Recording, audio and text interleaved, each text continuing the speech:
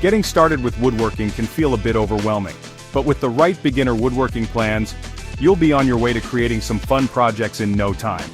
The key is to pick easy projects that build your confidence and skills. Here's a simple, step-by-step approach to help you get going. First, choose your project wisely. Start with something manageable, like a bird feeder or a simple shelf. These projects are not only straightforward, they give you a taste of all the techniques involved in woodworking. Once you've picked your project, gather your materials.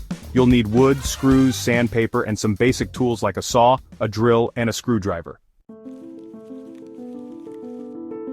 Next, break down the plans into simple steps.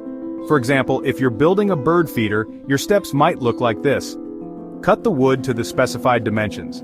Assemble the sides using wood glue and screws. Add the base and attach the roof.